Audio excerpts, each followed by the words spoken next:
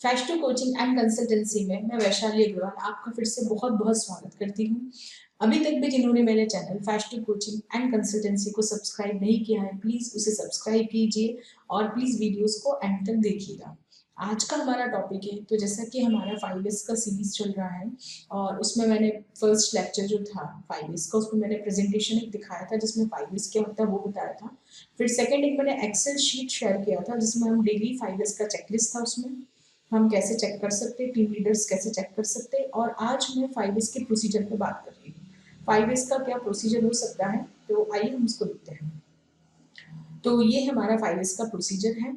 तो फ्रेंड्स, ये एक प्रोसीजर है 5S का जो मेरे पास था एक डॉक्यूमेंट। तो जैसे कि प्रोसीजर में हमें जनरली क्या चीज़ें रखनी होती है, ये उसके लिए रखा है। तो उसमें टाइटल रखना होता है, टाइटल है 5S प्रोसीजर। फिर उस प्रोसीजर को एक डॉक्यूमेंट नंबर देना बहुत ज़रूरी है। ये डॉक्यूमेंट नंबर से ही डॉक्यूमेंटेड होना ज़रूरी है प्रोसीजर का। अगर प्रोसीजर डॉक्यूमेंटेड नहीं है तो फिर, और किसी का साइन नहीं किया हुआ है उस पर, तो वो प्रोसीजर नहीं कहलाता है। और ऑडिट्स वगैरह में प्रोसीजर्स को डॉक्यूमेंटेड और यही माना जाता है, डॉक्यूमेंटेड एंड अप्रूव्ड होता है तभी उसको प्रोसीजर की कैटेगरी में माना जाता है। तो उस पर डॉक्यूमेंट नंबर देना बहुत ज़रूरी है। तो ये मैंने डॉक्यूमेंट नंबर इस पर दिया है। फिर इसके कितने रिविजन्स आ चुके हैं, फर्स्ट पार्ट है, सेकंड है, थर्ड बार रिवाइज हुआ है। हम जो भी थोड़ा बहुत अमेंडमेंट करते वक्त के साथ, या कोई ऑडिट में पॉइंट आता है, या फिर हमारे यहाँ कोई इंसिडेंस एक्सीडेंट हुआ हो, तो उसके बाद भी प्रोसीजर को रिव्यू किया जाता है और कुछ चेंजेस किए जाते हैं नेसेसरी। अगर कुछ चेंजेस हुए हैं तो we can put here revision number also, like इसका रिवीजन नंबर 01 है, मतलब ये एक बार रिवाइज हुई है। फिर डिपार्टमेंट की प्रोसीजर किस किस डिपार्टमेंट पे एप्लीकेबल है, एरिया कौन से एरिया पे एप्लीकेबल है। अगर सपोज में इंडस्ट्री ऐसी है कि उसके 4-5 जगह प्लांट है, 4-5 लोकेशंस पे, या 4-5 अलग अलग कंट्रीज में, या 4-5 शहरों में, तो वो कौन कौन से उस एरिया में एप्लीकेबल है। तो ये वर्ल्ड वाइड लिखा हुआ है, मतलब वर्ल्ड वाइड इसके कंपनी के या इस इंडस्ट्री के जितने भी प्लांट्स हैं ये उन सब पे एप्लीकेबल है। अप्रूवल्स में आप ये डाल सकते हैं, आप इस प्रोसीजर में किस किस लेवल तक का अप्रूवल चाहते हैं। आप कंपनी के एमडी का अप्रूवल चाहते हैं, सीएमडी का चाहते हैं, सीएफओ का चाहते हैं, सीओओ का चाहते हैं, एरिया हेड्स का चाहते हैं, डिपार्टमेंट हेड्स का चाहते हैं, what ever you want you can put in approvals. तो इसलिए ये चीज मैंने ब्लैंक छोड़ा है, what ever you feel you can put it is just a format but I am sharing with you. Type of document, देखिए type of document इसलिए mention करा है क्योंकि कुछ चीजें प्रोसीजर में आती है, कुछ फॉर्मेट्स में आती है, कुछ स्टैंडर्ड्स में आती है। तो what ever be it is you can put here. कुछ फॉर्म्स में आती है, कुछ चेकलिस्ट हो गई है। तो ये किस तरह का डॉक्यूमेंट है इसलिए इसमें मेंशन किया। फिर रिव्यू पीरियड, इसको कब कब रिव्यू करना है, राइट। मतलब ऐसा नहीं कि प्रोसीजर बना के छोड़ दिया है, उसकी कुछ फ्रीक्वेंसी होना चाहिए जब आप उसको रिव्यू करेंगे। जरूरी नहीं कोई एक्सीडेंट हो गया है, कोई इंसिडेंट हो गया है, या कोई ऑडिट में पॉइंट आया तभी उसको हम रिव्यू करेंगे। उसके अलावा फिर उसका एक फ्रीक्वेंसी होना चाहिए रिव्यू पीरियड, उसको फिर रिव्यू करना चाहिए उस टाइम के बाद। भले आप उसमें कोई चेंजेस ना करें, लेकिन आप उसको एक बार देख लिया है, उसमें कोई चेंजेस नहीं, आपको मेंशन करके उसको रिव्यू करके डाल दीजिए, वो भी चलेगा, राइट। फिर प्रोसीजर्स में होना चाहिए पर्पस, क्यों बनाया गया है ये प्रोसीजर। फिर सेकंड पॉइंट उसमें होता है स्कोप, स्कोप मतलब किस किस चीज को कवर करेगा। थर्ड होता है रेफरेंसेस। फोर्थ डेफिनेशंस, जिस चीज का प्रोसीजर बना उसके पॉइंट्स का डेफिनेशन। फिर कुछ पॉलिसी स्टेटमेंट्स या कुछ हो तो वो इसमें लिया जाता है। प्रोजेक्ट के स्पॉन्सर्स कौन कौन रहेंगे, क्योंकि प्रोजेक्ट की प्रोसीजर है तो टीम लीडर्स कौन रहेंगे, टीम कौन रहेगी। फिर उसके बाद आता है इसमें अपेंडिसेस। अपेंडिसेस में कुछ एसोसिएटेड डॉक्यूमेंट्स हो, कुछ भी हो, चेकलिस्ट हो, फॉर्मेट्स हो, और कुछ और हो, कुछ सब्सिक्वेंट प्रोसीजर्स हो, एनीथिंग एल्स, कुछ स्टैंडर्ड हो, अपेंडिस में आप सब डाल सकते हैं। फिर इसकी डॉक्यूमेंट की रिविजन की हिस्ट्री आएगी कि रिवीजन कितनी बार हुआ है, कब क्रिएट हुआ था, लास्ट रिवीजन की डेट क्या है, लास्ट अप्रूवल की डेट क्या है, डॉक्यूमेंट का ऑथर कौन है।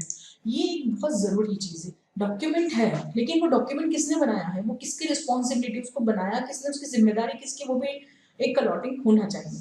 जो डॉक्यूमेंट जिसने बनाया है, जो उसका ऑथर रिस्पॉन्सिबिलिटी, उसका नाम यहाँ पर होना चाहिए।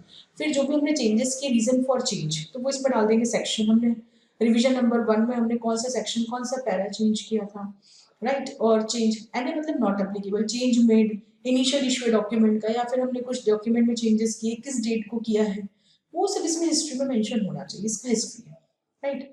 सो this is the whole format of procedure. Okay, तो अभी हम 5S का प्रोसीजर देख रहे हैं, तो हम 5S की बात कर लेते हैं। पर्पस, पर्पस ये है कि स्टैंडर्डाइज हो जाए प्रोसेस का 5S का इंडस्ट्री में, राइट। और प्रमोट हो जाए क्लीनलीनेस, ऑर्डरलीनेस, स्टैंडर्डाइजेशन, ताकि हमको अच्छे से सेफ्टी, क्वालिटी, सर्विस और कॉस्ट हमको अच्छे से अचीव हो जाए।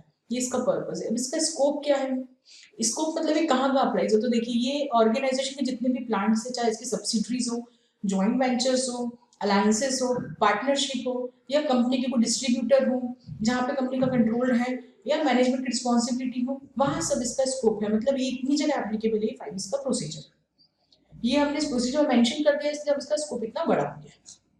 राइट, अब इसमें ये भी कहा है अगर शैल लगा है तो इसका मतलब मैंडेटरी रिक्वायरमेंट है, शुड मतलब प्रिफर्ड अप्रोच की बात की गई है। रेफरेंस की बात करें तो प्लांट ऑपरेशंस है, मैन्युफैक्चरिंग इंजीनियरिंग, सेफ्टी है, ये 5S को ओन करते हैं। और जितने भी प्रोडक्शन वैल्यू स्ट्रीम से कुछ रिलेवेंट प्रोसेसेस है विद इन द फैसिलिटी, ये सब इसको ओन करते हैं। राइट, रेफरेंस की बात करें तो प्रोजेक्ट स्पॉन्सर जो है वो भी मैनेजमेंट लेवल का पर्सन होना चाहिए और उससे पूरी टीम को सपोर्ट करना चाहिए पूरी प्रोसेस के 5S के टाइम जो है, ताकि रोड ब्लॉक्स हम हटा सकें। क्योंकि नॉर्मली क्या होता है, मैनेजमेंट लेवल का इन्वॉल्वमेंट नहीं है, मैनेजमेंट के किसी पर्सन का इन्वॉल्वमेंट नहीं है, तो उस प्रोसेस को, उस प्रोजेक्ट को इंडस्ट्री में ज़्यादा फिर वैल्यू नहीं देते शॉप फ्लोर के लोग और फिर थोड़ा मैनेजर्स लेवल के लोग, उसको थोड़ा सा मतलब वो लोग रिस्पॉन्स अच्छे से नहीं देते। लेकिन अगर मैनेजमेंट लेवल इन्वॉल्व है उसमें तो फिर they have to give the response and ultimately the work will be done. क्योंकि 5S में हम एक जगह सॉर्टिंग करेंगे जहाँ पर हम रेड टेग एरिया लगाएंगे, येलो टेग एरिया करेंगे, तो वो सॉर्टिंग फिर प्रॉब्लमेटिक हो जाता है। राइट, और इम्प्लीमेंटेशन पार्ट में काफ़ी प्रॉब्लम्स आएगी अगर मैनेजमेंट इन्वॉल्व नहीं है तो 5S का जो टीम लीडर है वो उसको कुछ एक्सपीरियंस हो 5S की एक्टिविटीज़ में, और जो कि टीम को ऑर्गेनाइज, फोकस और ट्रैक पर रख सकता हो, और मैनेजमेंट लेवल का पर्सन हो, ऐसे पर्सन को रेफरेंस में रखा जाएगा। अब डेफिनेशंस की बात करते हैं तो 5S की डेफिनेशन क्या है कि स्ट्रक्चर अप्रोच है ताकि स्टेबिलिटी रहे प्रोसेस में, फ्लो ठीक से होता रहे, कंटिन्यूस इंप्रूवमेंट रहे, और ये फिलोसॉफी है जिससे कि क्लीनलीनेस, ऑर्डरलीनेस, स्टैंडर्डाइजेशन आता है ताकि हम अच्छे से maximum safety, quality, delivery, cost हम अचीव कर पाए। 5S के कंपोनेंट्स है sort, straighten, shine, standardise and sustain, और फिर एक का डेफिनेशन भी डिटेल में दिया गया है जो ऑलरेडी हम हमारे इसमें पीपीटीज में देख चुके हैं, तो इसको मैं वापस यहाँ पर डिस्क्राइब नहीं करूँगी। सॉर्ट की डेफिनेशन यहाँ दी है, स्ट्रेटन की डेफिनेशन यहाँ दी है। सॉर्ट मतलब रिमूव करना अननेसेसरी थिंग को, स्ट्रेटन मतलब उनको हर चीज के लिए जगह और हर चीज अपनी जगह पर, शाइन मतलब उसको ब्राइट करना, क्लीन करना, स्टैंडर्डाइज मतलब हर चीज का स्टैंडर्ड सेट करके रख देना, लेबल्स, डॉक्यूमेंट्स, आइटम्स वगैरह करके, सस्टेन मतलब उस चीज को बनाए रखना। ठीक है, 5S का स्कोर, स्कोरिंग के लिए आप ऑडिट कर सकते हैं, आप चेकलिस्ट बना सकते हैं, और आप रिव्यूज कर सकते हैं, ट्रेनिंग्स दे सकते हैं। फिर 5 पॉइंट इसमें policy statement, statement of work, continuous improvement leader और designee with support of operations and other relevant functional groups. ये से देखिए, इसमें 5.1 है managing and supporting 5S projects initiatives. करेंगे प्रोजेक्ट को, स्पॉन्सर्स ढूंढेंगे इसके लिए, टीम लीडर्स, मेंबर्स, फिर एग्रीमेंट लेंगे सभी टीम मेंबर्स से और उनको स्पॉन्सर करेंगे इस टॉपिक के लिए कि आप अपना गोल डिसाइड करिए, प्रोसेस डिसाइड करिए, एरिया डिसाइड करिए, रिसोर्स का कमिटमेंट लगेगा कि वो क्या करना चाहते हैं। मतलब देखिए कुछ भी काम होता है तो एक टीम बनानी पड़ती है, तो एक टीम बनाई जाएगी जो कि 5S के काम करेगी, तो वो टीम का एग्रीमेंट जरूरी है। वो अपने एरिया के एक एरिया से आप एक पर्सन निकाल सकते हैं, वो 5S के टीम मेंबर्स आपके कहलाएंगे। राइट, फिर प्रोजेक्ट के स्पॉन्सर की बात करते हैं तो क्रॉस फंक्शनल टीम्स आप बना सकते हैं, हर डिपार्टमेंट से आप एक एक दो बंदों को सिलेक्ट कर सकते हैं। 5S के टीम लीडर्स जो जनरली ऑपरेशन लीडर्स को बनाना चाहिए। फिर शॉप ऑपरेशन टीम लीडर बनाएंगे इसमें, जो कि एरिया के टीम लीडर्स होते हैं, ऑपरेटर्स लिए जाएंगे, मैन्युफैक्चरिंग इंजीनियर लिए जाएंगे, technicians, process manager, safety engineer, designee industrial engineer अगर है तो। फिर 5S के प्रोजेक्ट के स्पॉन्सर किया जाएगा, रिक्वायर्ड उसके साथ टाइमलाइन ली जाएगी कि इस टाइमलाइन तक काम होना चाहिए। फिर टीम लीडर की बात करते हैं तो जो कि टीम लीडर वो है जो कि 5S की ट्रेनिंग को लीड करेगा, 5S ट्रेनिंग लोगों को समझाएगा, उसके प्रिंसिपल्स, उसकी प्रोसेस टीम पे डिसाइड करेगा, वो टीम लीडर का काम है। फिर 5S टीम की बात करें तो टीम का काम ये रहेगा, 5S प्रोसेस शुरू करेंगे अपने एरिया में, उसके बाद वॉक करेंगे पूरे एरिया में डिटेल में, और उसके बाद एक प्रोसेस फ्लो बनाया जाएगा, उसमें आप जो है वैल्यू स्ट्रिप मैपिंग कर सकते हैं। उसके अलावा वो अपने एरिया के अनआइडेंटिफाइड नॉन यूजफुल आइटम्स को आइडेंटिफाई करेंगी, फिर उसको जो है रेड स्क्वायर या रेड टैग एरिया में रख देगी, जो नॉन स्टैंडर्ड के आइटम्स उसको येलो टैग में रख देगी। तो ये सब करा जाएगा। उसके बाद आप वो आइटम्स को किसी दूसरे डिपार्टमेंट को दे सकते हैं, डोनेट कर सकते हैं, डिस्कार्ड कर सकते हैं, उसको सेल कर सकते हैं, डिस्पोज ऑफ कर सकते हैं, what ever be it is. ये टीम का काम रहेगा। स्ट्रेटल में भी ऐसे कुछ करना रहेगा उन्हें, place for everything, everything on its place, हर चीज का मार्किंग अरेंजमेंट ये सब करना रहेगा। शाइनिंग में क्लीनलीनेस पे ध्यान देना रहेगा। स्टैंडर्डाइज की बात करें तो उसके लिए प्रोसीजर्स बनानी पड़ेगी जो कि ये है, और उसके अलावा चेकलिस्ट हो सकती हैं, ऑडिट्स हो सकते हैं, सस्टेन रखना है उन चीज़ों को हमेशा, और फिर मेंटेन करना है 5S का स्टेटस हमेशा के लिए। तो शॉप और उसकी प्रोसेस दे रखी है, मेंटेन कैसे करेंगे उसके बारे में दे रखा है। फिर अपेंडिसेस में आप कुछ डॉक्यूमेंट्स एसोसिएटेड लगा सकते हैं, जो कि आपको लगे, और फिर डॉक्यूमेंट रिवीजन हिस्ट्री जो कि हम देख चुके हैं। तो this is all about the 5S procedure.